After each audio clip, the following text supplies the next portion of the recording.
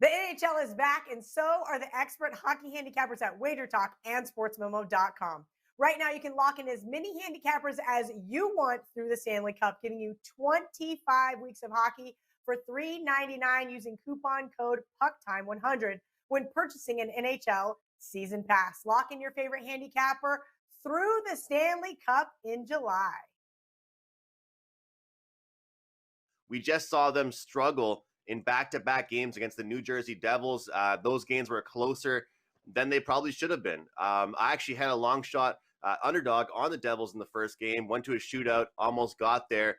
New York Islanders, though, coming off a game where they got dominated by the Rangers. They lose that one 4-0 or 5-0. But the game previous to that, they won 4-0. I think the difference to this one is the Islanders can score, but they have a far better defensive core. They have far more depth, and I trust their decor right now. I think that Boston Bruins decor looks a little bit lost out there without those key players that were there last year. I think this is a game that's completely mispriced. We've seen some movement on this game. I don't believe that the Boston Bruins deserve to be this heavy of favorites. I think the Islanders are the better hockey team and will be the better hockey team this year.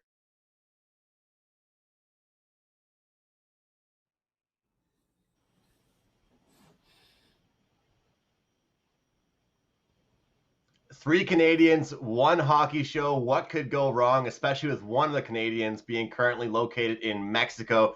Guys, welcome back to Puck Time. I'm Andrew. We got Carm, my co-host, with me, and Buster Sports, our guest for today's show. I'll start with you, Buster. How are things, man? Oh, things are very good, especially when you're a Montreal Canadian fan. Looking really good. As I said to you last night, Andrew, it's early, but like what we see, really like what we see. And looking forward to the show. Just want to say one other thing. You guys have been doing a fantastic job with this show. All props to you and Carmine. We appreciate it. We're happy to have you. Carmine, how was your night last night, man? Pretty good. I think, NHL overall, it was pretty much a split of the plays I had up. Started good, but I'm pretty happy with the way things went. Kind of threw me off the loop there. Following Buster there, I didn't know where we were going with this, but big day planned today. 3 plays, which should be up soon. I'm just waiting for some final information before I load them up at WagerTalk. And I know, Andrew, you and I discussed quite a few games, and the 5 that we're going to discuss today. And I'm pretty excited about the card today moving forward. It is a pretty good card, and it's interesting. I feel like a broken record mentioning it every single day, guys, but these back-to-backs, we're going to have to get used to them in the handicapping style with these games. Today, we're running down Carolina, Nashville, Washington, Pittsburgh, Columbus, Detroit, Colorado, LA, and a totals perspective with Chicago and Florida. Without further ado, guys, let's get into it, and let's touch on this opening pick-em play of the day with the Carolina Hurricanes and the Nashville Predators. Carolina get it done in game 1. This was pretty much one of our own, maybe out of 2 games, Carmine, that we had a pick 'em price here. So I'll start with you on this game, Carolina and Nashville. Yeah, listen, I thought Nashville played well yesterday. Even though they did lose to the Canes, but this is a Carolina team, and we've talked about it on previous shows and in our preview show that. They play the same type of game night in, night out. They very rarely play a dud of a game. They're going to play a tight checking game. They're going to come at you. They can score goals. So it's not lost on me why Nashville obviously started the season with a couple wins. It's not lost on me that Carolina came in there. It didn't surprise me that they beat them is what I'm trying to say. And it wouldn't surprise me if they do it again tonight.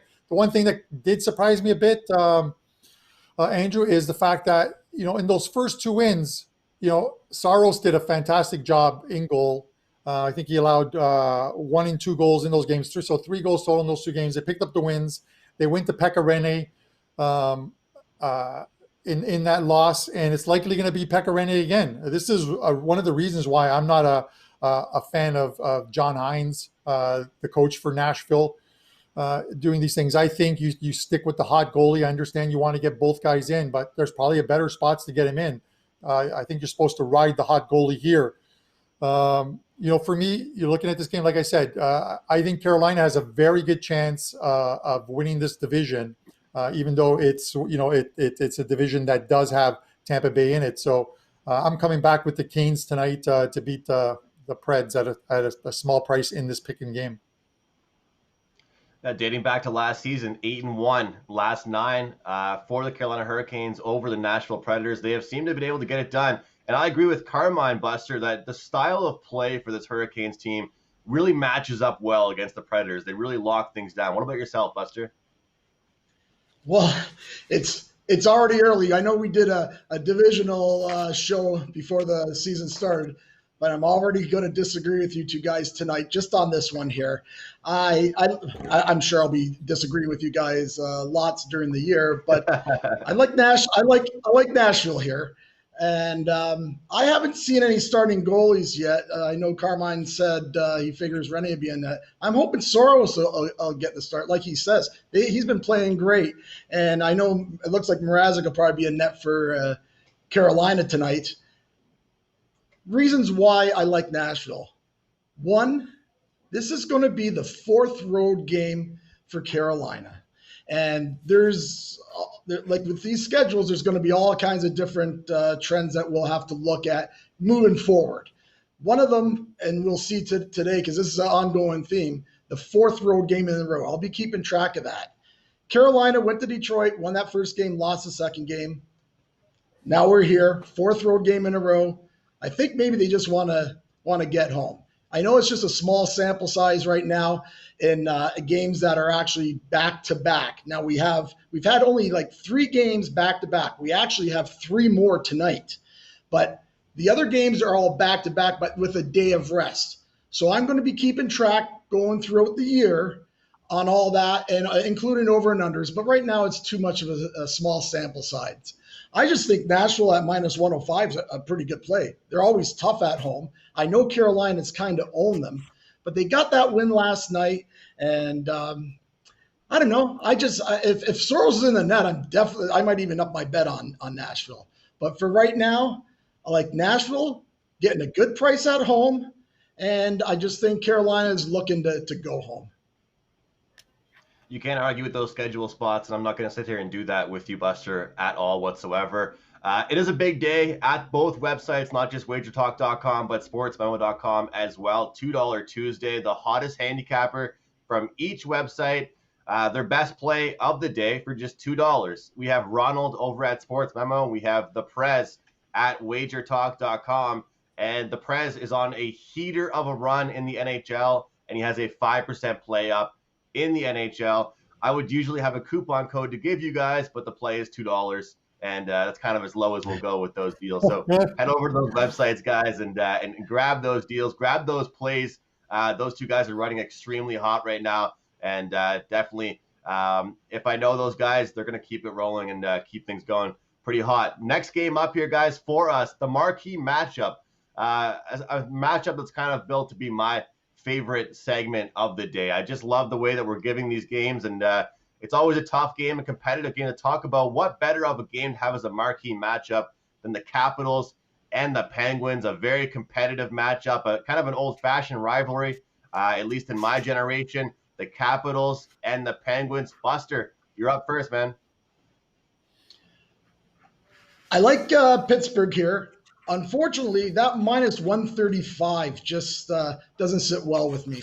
I actually believe that I will wait to see some Washington money coming in. On that game, the first game that they played a couple of days ago, Pittsburgh actually controlled them for those last 2 periods, held them to about 10 shots on goal. I actually believe that they looked like the better club there. Now, tonight, I think Samsonov will go in net again tonight for Washington. They haven't decided whether Jerry's going to get the start tonight. But that first game played really defensive as well. So if you're looking at a total here, the total's at 6.5, and I might lean towards the under. I think the under is juiced a bit right now at this show. But in saying that as well, though, too, when you have 2 teams like Pittsburgh and Washington that can score a lot of goals, you might want to just see where that line goes with that 6.5. Because when this game opened up on Sunday, it was 6. Went bet up to 6.5. Today they open up at 6.5, leaning to wanting you to bet the under. So for me in this game, as far as the total goes, I think I'll leave that one alone, and I'll wait to see if I can get a little bit better of a price on Pittsburgh, because I think they're the play, because they, as we talked in our divisional shows, I believe Pittsburgh's one of the teams that are going to go far this year. Carmine, the media is calling this East Division the Division of Death. It's kind of a weird name. I think it's a little bit weird. It's kind of dark humor or dark, whatever you want to call it. But it's kind of true. This division is incredibly difficult. I would say that division and the North Division are the hardest division. So as far as the Capitals and the Penguins go, and my power ratings, I don't really know where they are yet. They're 1 and 2. You know, they're right next to each other. Where do you have these teams right now as far as your ratings? Yeah, I just came off of doing the stoppage time soccer show just before this one, and that that phrase, we hear it a lot in big competitions. Where you've got like 4 teams in a group and they call them the group of death, and you'll see 3 very good teams in there. And you know that not all 3 of those teams are going to make it into the next round. And that's like this division where only 4 of them can make the playoffs. Unfortunately, it's the way it's set up. I'm not sure as far as power ratings on this one as of yet, because it's so early in the season. I said we're going to have to keep evolving as this season goes. But I tend to agree with Buster in the sense of, the line that's currently sitting at that sort of 135, 140-ish isn't one that I want to take right now. Like, this is welcome to the new NHL season. You have a team like Washington that easily wins their first 2 games in beating the Sabres, though one of the score lines in that second game was a little tighter. And you have a Pittsburgh team that were blown out in both games against the Flyers. And, and they play on the weekend, and what happens? This game goes to overtime, goes to a shootout, and Pittsburgh gets the win. It's something that they needed, and it wouldn't surprise me if they come right back and beat this Washington team again. I don't want to lay the 140. And I tend to think, Jari was in net for those first 2 games. I think they have to come back with him here. I don't think you can stick with DeSmith here, even though he got the win in the last game. If Jari's your goalie, you need to have him in there. You need to have him. If he's dealing with something, he needs to work through it, but you need to get wins with him in net because he's your long-term goalie as far as that goes. So with this clogged schedule that we're going to see, a team's playing, sometimes 3 games in 5 nights, in that 3rd game of the 5 nights, I think that's where you use a DeSmith, but I think you have to stick with Jari, and likely he's going to be between the pipes tonight, but I don't want to lay 140 yet. I'll wait till closer to game time, much like what Buster said, and see if we can get some Washington money to drive this down to like minus 125. And then at that point, I'll jump on Pittsburgh here. Well, some of that Washington money will be coming from me. I'm taking the Washington Capitals here in this game. I think that they'll get it done. I think this Pittsburgh Penguins team, they've allowed at least 3 goals in all of their games so far in the season. I don't trust their offense to be consistent, and their defense is something I do trust to be consistently shaky, along with their goaltending. An expression you'll hear us using a lot this season is, what has changed in a couple days? What has really changed in just one practice? And I feel like the Capitals are more comfortable in a defensive-minded game than the Pittsburgh Penguins are, and that's why I give them the advantage. Just want to give a quick shout out to everybody watching live, whether it's on Facebook, YouTube, Twitch, wherever you are watching this live video right now. We appreciate you. We have best bets coming up at the end of this show. Our next game up is the line mover, the Columbus Blue Jackets taking on the Detroit Red Wings. And if you guys may just give me a moment for a second, that was my best bet. This game involved my best bet on the show for yesterday. I had the Blue Jackets minus 1.5. It was a disastrous end. I thought that I had it in the bag. All the Puck Time viewers were going to cash a nice plus 155 ticket. I had guys messaging me. Everybody was already celebrating. The score was 3-1 for a majority of time. And usually when that happens, something just has to happen at the end of that game. We got a garbage time goal against us for the Detroit Red Wings. There was a goaltender was knocked into the net, but it was actually because of his own player. So that ended up being a loss. We're seeing now that the numbers were moving up and down here It seems like at this point in time, right now, the general public are attacking this Blue Jackets team to have an even better performance. But some might say that Detroit was pretty live in that one, Buster. And I would I would be one of those guys, Andrew, that they were very live in that one. They, I can argue that they outplayed Columbus that game, and I cannot believe that I see the lineup of minus 180. So if you're saying that's all public money and everything, I know I'm going to have a small play on Detroit plus 150. That's for sure. Detroit again, they had those 2 games against Carolina, first game loss, come back and win that second game. Going to see the same kind of thing go on here, I think, tonight. Columbus, again, I've talked about it already, and it's a theme all day today. Columbus will be playing their 4th road game in a row. Detroit looked really good yesterday. Also, the goaltending will be a little different. Columbus will have Ms. Zirklin's in tonight. I don't think I pronounced that right.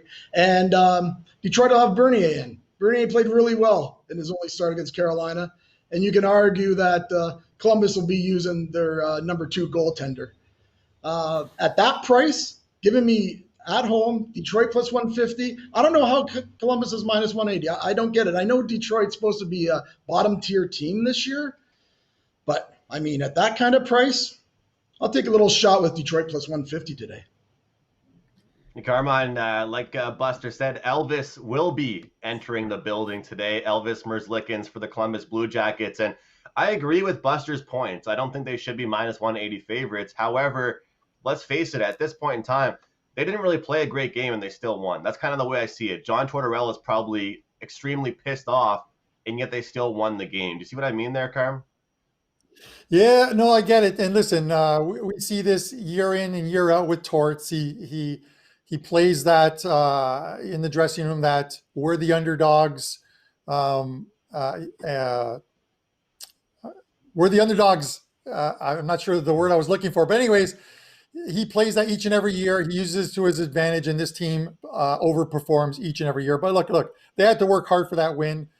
But this Detroit team, much like the Chicago team, they aren't very good teams. It's a rebuilding time in Detroit. I hate to use that rebuilding word because up here in Toronto, from the Leaf fans, we hear it every single year. We're rebuilding, 5-year plan, 5-year plan. It's a 5-year plan for the last 60 years. Anyways, moving back to as far as this game goes, listen, the Columbus team, they're in a tough division. They're going to have to beat up on the Detroits and the Chicagos in this division to try and keep pace with the top 4 teams. And then they're going to have to win their games against the Nashvilles, the Floridas, the Dallases, to hope to get one of those, that 3rd or 4th spot and eke into the playoffs. I don't think they're going to do it, but they're much better than the Detroit team. I don't want to lay the 180. So in talking about like what we talked about, what Koken does sometimes, which I absolutely love, is you can lower that price down on Columbus if you believe they're going to win by splitting your bet into 2, taking the money line and then taking Columbus on the goal line. And the puck line right now is minus 1.5 plus 145. So by splitting your bet, let's say it's 4%, you put 2 on each, you literally knock that down to like a minus 120-ish, on that price. So that's not a bad way to go here with Columbus. You're watching Puck Time right here on WagerTalk TV. Don't forget, guys, if you're watching on YouTube, hit that bell in the side of the video, subscribe to the channel, like the video, and check us out every single day, Monday through Friday, 11 a.m. Eastern for Puck Time. Don't forget to check us out. And yeah, Carmine brings up the idea of the minus ones. Well, I could have used that yesterday, Carmine. I had 2 puck line plays that were pretty much in the winner's column for most of the game, and we got those 2 garbage time goals. So minus 1, put a half unit on the minus 1.5, half unit on the money line. Always a good idea, especially when you're playing a huge favorite just like that. And speaking of huge favorites, Colorado takes on the LA Kings. And, we had Carmine mentioning that certain teams are going to want to get it done against the lesser teams in the division. Well, you can't get any more different than this. You can't get any more dominant and more of a mismatch than the Colorado Avalanche, the Cup favorites betting-wise, heading into this season, now taking on the LA Kings. LA lost back-to-back games, 4-3, exact same score against the Minnesota Wild. Now they play the Avalanche, a team that opened their season against the Blues. The start of the season for them was 4-1 loss and then an 8-0 victory. I repeat, 8-0 victory. Plain and simple, this to me, we've seen some favorites cash for a reason so far on this young season. I believe dogs will start to get going here as the season progresses. Plain and simple to me, I like Colorado. I think they roll here and get the job done. The competition that we saw LA play with Minnesota, now moving up to play competition with Colorado. I think Colorado is a better team this year. They're better than they were last year. They're overall from top line 1 to line 4. There's no way that LA stands with them. However, it's important to mention LA has actually matched up pretty well in the past against this Colorado team. So that's important to mention as well. If I'm playing this game, guys, I'm just going to go ahead here and look at Avalanche on their team total and take the Kings completely out of the picture. I'll go to you, Carmine. Yeah, this one I can't disagree with you. You know, the Washington-Pittsburgh one, I disagree with you. If your money's going on Washington in that one, I'm going to wait for you to drive that price down so I can take Pittsburgh. And, listen, if you need a payday loan after that game is over, just come to me. I have those Italian rates that are only 30%, so it's really great. But, as far as this game goes, listen, it's a big price, all kidding aside. But it's a price that we're going to see with this Colorado team when they're playing teams like, when Colorado and Vegas are playing the lesser lights in this division, like the Anaheims, the LA Kings, the San Jose Sharks. We're going to see prices like this. We're going to see the minus 200s, the 220s, the 240s. It's just going to happen. The Avs, they bounce back in a big way, as you said. 8-0. We don't see those score lines very often, and especially with St. Louis on the receiving end of it with Binnington and net. They chased him. But this is we're going to see. This is a different season, guys. I'm telling you, we're just going to have to keep evolving with the season, and we're going to see some of these score lines. For me, I'm not going to lay that price. If anything, I'm going to take the puck line. You can get the puck line at -1.5 plus 115. That's the way to go here for me. Buster, we're trying to find some live dogs here, but is this really a spot to bet a dog? No, well, not at all. You know me, I love betting live dogs. I actually thought Arizona was live last night, and it did look good after Vegas showed who was a little bit better there. But Arizona will get them one of the times when they come home. Anyways, talking about this game, I do agree with you on Colorado. They're really good. But, again, there is no way ever. I almost think that you made the segment for me, Andy, because you know how much I just don't like prices. My most in hockey is minus 150, 155. That's the most ever I've ever played. Baseball, I play a little bit.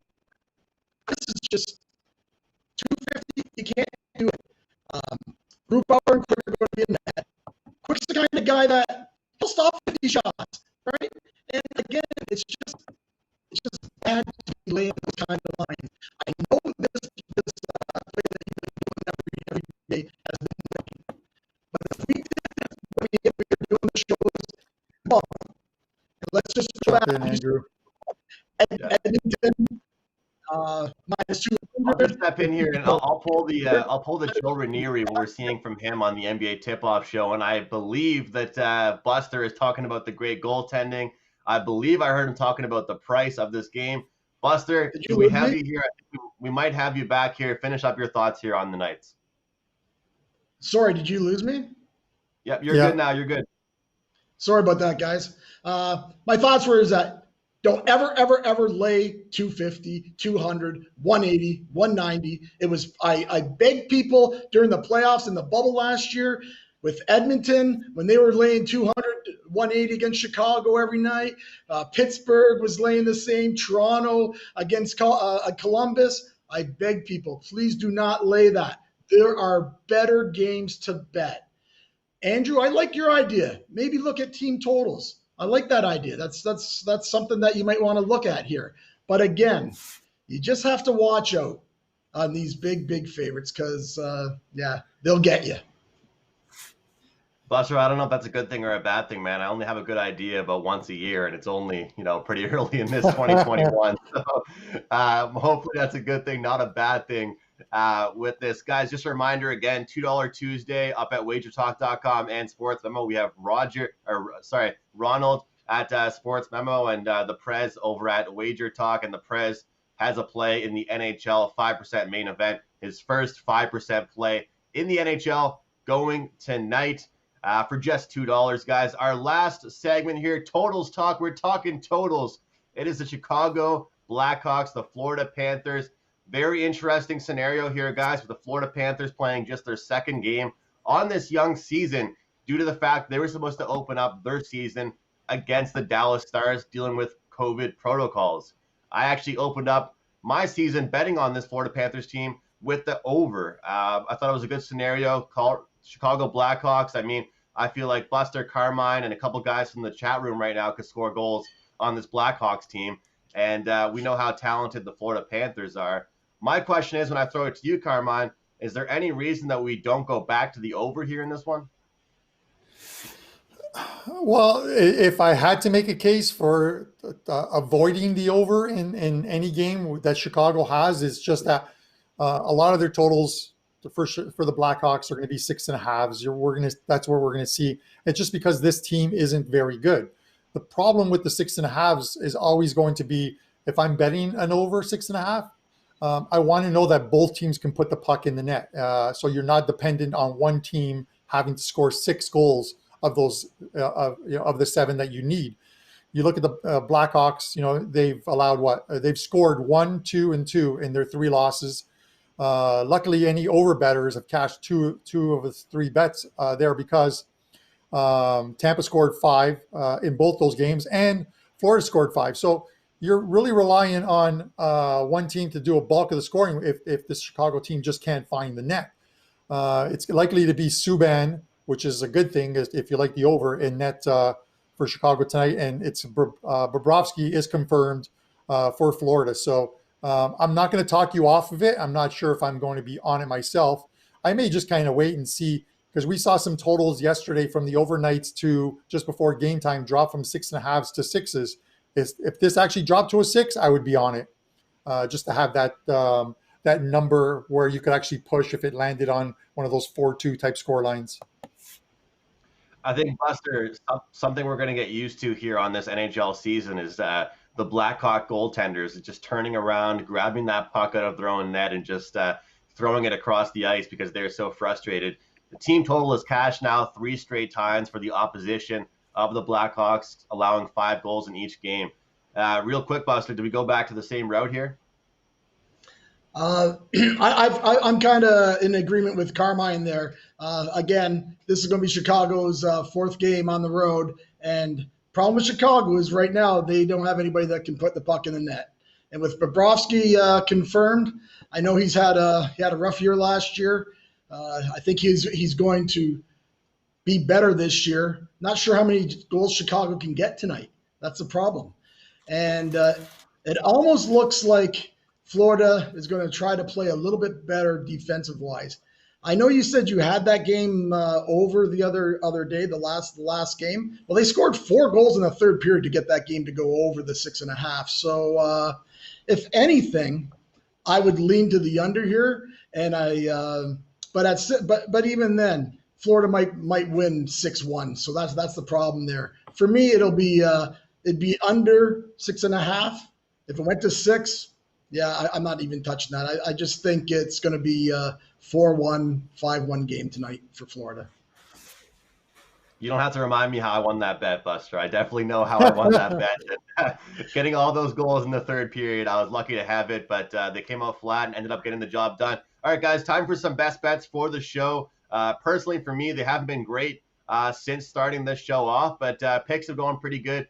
And I have a best bet being loaded directly after this show, a 4% best bet.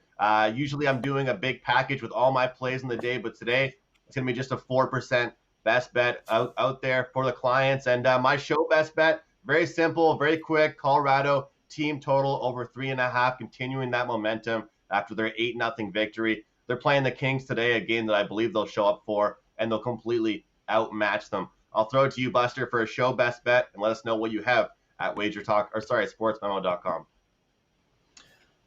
Okay, well, I haven't loaded my packages for today. I have loaded 3 plays for my all access clients in hockey. I will have probably an NHL college basketball. We've been playing a lot of college basketball, so there'll be maybe a double play, triple play package up later on this afternoon at Sports Memo. What I'm going to do I'm on a couple days a week. I'm going to try to find best bets that are some plus money best bets, like so some good underdogs. And what I have for you guys today, I'm taking the Rangers -1.5 plus 165. I see this game being similar to the last game that the Rangers played. I think the Rangers have got their feet going. They put in a stinker that first game against the Islanders, but played really well against another team. And New Jersey's a defensive club. They're going to have a hard time scoring goals this year. And with the Rangers' firepower, with their goaltending, I like them to win this game 3-1, 4-1, and around that area. So my best bet here will be the Rangers -1.5 plus the 165, and good luck to you guys. You can find Buster over at sportsmemo.com. Carmine, Bianco, WagerTalk.com. Let's hear it, man. Best bet. Yeah, Buster, I almost cooked the lasagna in the time it took you to explain that best bet. I love you, brother, but that was long-winded. Anyways, I'm going to make this quick. I said last night that I was hoping the Sabres would actually beat the Flyers because I thought it was a flat spot, and I was betting the over in that game, and I was going to come back with Philadelphia today, and it happened, and the Flyers -1.5 plus 165 is my best bet. It's going to be Carter Hutton in net. He played well last night, but the Flyers were absolutely flat and didn't get a lot of pucks to the net. It's actually Brian Elliott in net as well too for the Flyers tonight. So we could see some goals there, but I'm going to take the Flyers to bounce back and beat a Sabres team that I still don't think, even though they've added some scoring, isn't a very good team and is not going to make the playoffs this year. Flyers -1.5 plus 165. That's my best bet for the show. Leave it to an Italian to somehow manage to squeak in the word lasagna in a show of puck time of talking about NHL betting. Thank you guys so much for watching. We had a live chat room, absolutely jam-packed today. The support on this show has been fantastic. Don't forget to subscribe to our YouTube channel, WagerTalk TV. Like this video and check us out every day, Monday through Friday, 11 a.m. Eastern for puck time. For our producer, Chris, for Buster, for Carmine, I'm Andrew. We'll see you tomorrow right here, 11 a.m. Eastern for puck time.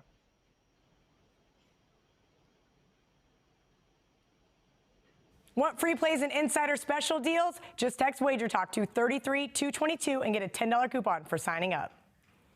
Get $25 in WagerBucks added to your account after your first purchase at WagerTalk.com and SportsMemo.com. The NHL is back, and so are the expert hockey handicappers at WagerTalk and SportsMemo.com. Right now, you can lock in as many handicappers as you want through the Stanley Cup, giving you 25 weeks of hockey for $3.99 using coupon code PuckTime100 when purchasing an NHL season pass. Lock in your favorite handicapper through the Stanley Cup in July.